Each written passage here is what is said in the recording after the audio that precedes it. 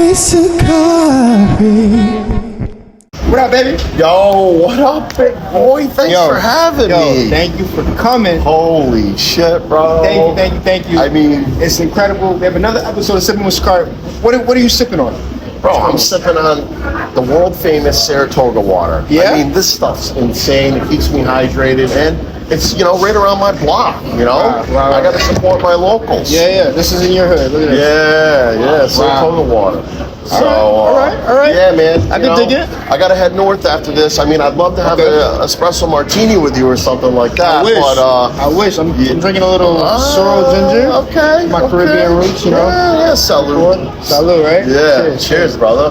Like I said, this place is insane. Like, I'm coming in and I'm like, holy shit, dude, they got everything in here at the Essex Market. We're live right now at Essex Market. We got Billy in this season of Hell's Kitchen. Man, I'm so happy that you're here. Oh, dude, it's great to be in the Big Apple. It means a lot that you came through and came to check us. So, man, talk to me. What have you been up to? What's going on, man? A lot of things going in my life. Took over a restaurant up here where I'm from originally, up in North Creek. Basil and Wicks. Make sure you guys check that out. Come up north, especially in the summer when it's absolutely beautiful. There we go. And come get some Mad Flavor. Okay. So why Mad Flavor? It's just always been my thing. My college basketball coach gave me the nickname Be True. Back in the day, there was two Billies on the team. He's like, you're Billy, you're Be True, and it just kind of stuck. And then as a young chef, when I was putting food in the past, I'd always be like, Mad Flavor. That was my slang, and it stuck with.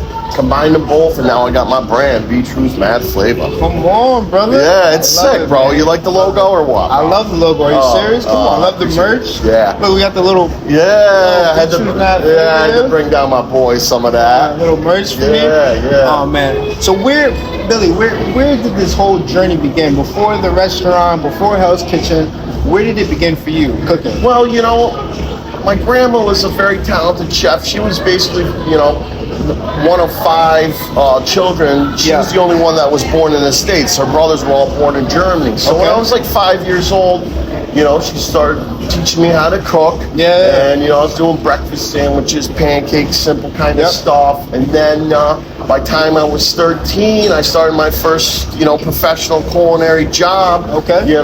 The guy there was like, you got to be 16 to work the grill, and my mom's like, well, he's tall, whatever, put him to work. So I was grilling some burgers and dogs and twisting up some sick ass ice cream cones. Okay. It became a passion at a young age. I love it, man. So now, what do you feel like your signature, or what do you feel like your go-to food cooking now? Before it was burgers, start off as burgers. Yeah. Is it still that? Is it something different? No, I love cooking fusion cuisine. Okay. I like intertwining different cultures of food. A lot of my food's influenced from my travels from Europe, of course. And I just love making people happy. And seeing the smiles on their face, and just it feels great, bro. And that's what it's about, man. I'm built for it. Yeah. Absolutely. So now, have you always been this? For me, one thing I think about when I think about Billy, besides Mad Flavor and besides being true, I think about your personality, right? Yeah. I think about the smiles that you bring, the laughs that you have. Have you been like this as a kid? Like, talk to us a little bit about your childhood. Jesus, I've always been a goofball. It's just my nature. It's just how I am. I love to have fun. In high school and stuff. I was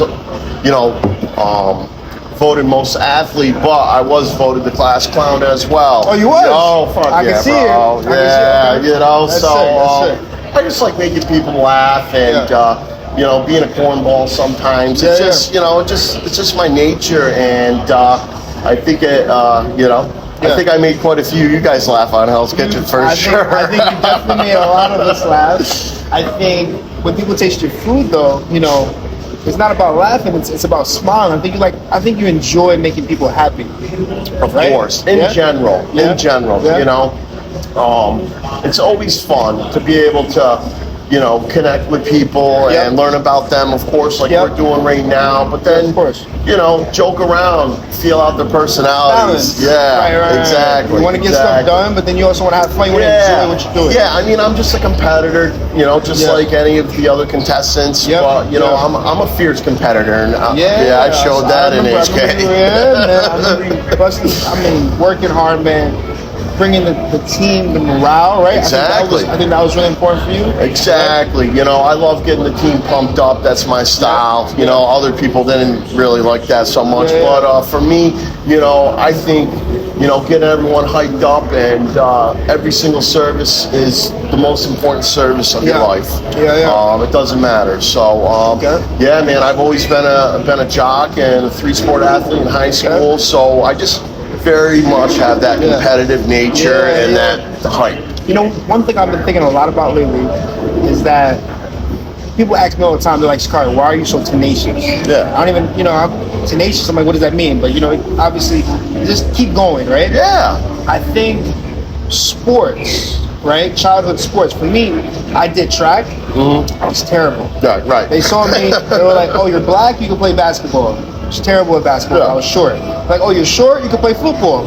Terrible at football. Right. Every time people saw me, they're like, oh, you're stocky, you can do that. Nope. Tried wrestling, tried soccer. Then I did track. Terrible. Yeah. My nickname on the team was Smithwick Damn It, because every single time I came to the practice, like, damn it, he's still here. But the cool thing, the interesting thing was that they didn't make cuts on track, right? So I kept showing up. Resilient. Just kept going, man. And I did not get better. I did not get better. I mean, that just happens, man. Like, you know, some people are born to do certain things. But I think one thing that you're bringing up about sports is I think sports helps us build that resilience, build that strength, right? Connection. Right? Leadership, team building things. And now you can use that in your everyday life with how hard it is to open up a restaurant. Yeah. You know, that's a hard task. It is, you know, and I'm fortunate up north to have a great brigade. You know, one of my most famous quotes that I always say is a chef is only as good as his brigade, which I feel is the truest. And, you know, I'm nobody without my team. I love that. And, you know, that's the big part, and that's what I bring to the table is, you know, I can make these guys, I can elevate them. These guys are young chefs, most of them, and just bring them to the next level. And, you know, they've adapted to, you know, my methods on how I'm a chef and everything like that. And I'm stoked for the future, bro. We're crushing it up there. What motivates Billy? Just, you know, every single day, I just love what I do. So, like, you know, I feel bad for the people that gotta work the 9 to 5. They hate their jobs. For me, you know, driving to work every single day, you know, knowing I'm gonna go in and get some Mad Flavor Brewing, you know, that you know, I'm pumped in the morning. Happy, you know, having fun. Yeah, and I love it. You know. What's your favorite thing about cooking? My favorite, of course, it's making, you know, peeps happy. And accommodating those people that, you know, have special dietary needs and stuff like that. Because, you know, like, they can't go anywhere to eat, this and that. So, you know, doing the best to accommodate people is always great. But, you know, the team, that's the greatest part of... that's the best part. Yeah, man, I just love it. I love it, bro. And do you guys make something like, what would you say, like, Be True's Mad Flavor favorite dishes? Well, I mean, everyone's been loving the Black Forest chicken that I dropped on Gordon for my signature dish. I mean, been crushing it. But, you know, my scallops and gnocchi, people been loving that. You know, I got some sick-ass signature burgers up there. There we go. You know, and then my poutine I do with, like, potato pancakes. It's out of this element, you know what I'm saying? Like, bro. So, you know, I just like being creative with food, doing different things, and, you know, trial and error, bro. That's it. Collaborating with my chef, so I'm excited for the summer menu to drop. What's the future? So you have the summer menu coming out, right? You're working at Basil's Wakes. You're leading this brigade. What's the future, you think, for Be True's Mad Flavor? Well, you know, trying to build an empire here, a dynasty. I mean, why not, bro? So I think Be Truth Mad Flavor is going to be, it's going to take off here shortly. Yep. I'm still working on some things, kinks, Yep. you know, trying to figure out the financials, of course. That's the biggest part. Capital, absolutely. Yeah. So, you know, I just got to be patient, but then again, you know, I got to stay focused. So, you know, I'm working on both of those and just enjoying my life while I can. That's it, man. I mean, and how has life been for you since being on Hell's Kitchen? Yeah, I mean, it's been a roller coaster ride, of course, you know. I mean, you know, you get out of Hell's Kitchen, bro, you're on an ultimate high, bro, and then, you know, it's like back to reality. So, you know, it's a roller coaster, and, you know, unfortunately, like me and my wife separated, but we're very cordial. Okay. You know, and I wish her the best always, but, you know, I'm shooting for the future, my man, and, you know, for me to build my brand and do everything I wanted to do, I wanted to move back home. Yeah. It's where I feel comfortable. Yeah. It's where I know I can do some serious mad flavor, dog. Come on, the mad flavor, man. Bro, it's just. Do you think, like, for me, like, what did you learn, or what was your biggest takeaway from being on Hell's Kitchen?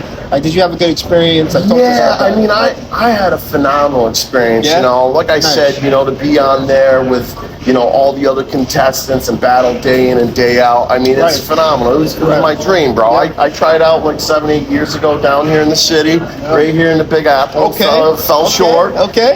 So, you know, to be able to bounce back and get in there and battle. And battle with all those guys, you know, what an opportunity. And to meet, you know, the go-to the culinary, Chef Ramsay, and, you know, he's my idol, and I've been following him, and then work under Chef Santos. I mean, bro. Amazing. Dude. Would little Billy be proud? Yeah, I mean, he would be, but he knows that there's no stopping him. Come on. They know that, you know, I'm going to keep plateauing and going to the top, man. Like I said, I'm not going to stop. What would you say to, you know, someone that's coming up, a young kid, right? He's a young Billy. You know, maybe he's not understood by a lot of people. Right? Maybe he has a personality, whatever it is, but he can cook. He can cook. He's passionate. He's young. What would you say to that kid? I mean, I would just say, you know, work hard day in and day out. Try to retain as much information from your upper chefs, you know, every single day. And if you don't learn something every day, it's a lost day. Like, just go in, work your ass off. You know, good things will happen. You know, you know, that's what I did my whole career, man. When I was 21 years old, I was the executive chef at this restaurant, Lake George, the Algonquin. We were doing like 1,200 covers a day. You know, so I was just resilient. I worked my ass off and to get where I am in my career. And yeah, I can cook, guys. Get out of here. Come on, there it is. Get out of here. I love it. Before we wrap this up, man, we always end with a question. For me, the question, you know, Noble Promise, obviously it's my brand. My name's Sakari, and Swahili means no promise, which means you have a promise in the future, keep to your word. What is one promise that you want to keep to yourself, either now or for the future? Like, what's one thing that you've been thinking about that you really want to make sure happens for you? For me, it's just, you know, never give up. You know, like I promise myself, just always push, always strive. Not every day is going to be the best, but, you know, every day when you wake up, that's a fresh start. So, I mean, you gotta be optimistic. I try to just live a positive life, bro. Like, negativity, I just push that shit away from me, and I'm not gonna deal with that. So, where can people find you before we get out of here? Oh, please, yo, hit me up. Insta ADK Chef. Be Truth Mad Flavor. Spell it for us. AD. ADK Chef. Adirondack Chef, of course, on Instagram. Be Truth Mad Flavor. Right here, read it. You can hit me up on Instagram and Facebook on that. And then, you know, come get some Mad Flavor up in North Creek. You gotta check them out. New York. You gotta check them out. Up by Gore Mountain. Supporting New York. Yeah, come on. Be True Mad Flavor. Billy. We're talking to two Sunni boys. Come on, there it is, Sunni. Thank you so much. It really means a lot that you came through, man. My pleasure. Episode Sippin with Sakari. Cheers. Cheers. All right. Sick, dog. There it is. That was nice. Sippin with Sakari.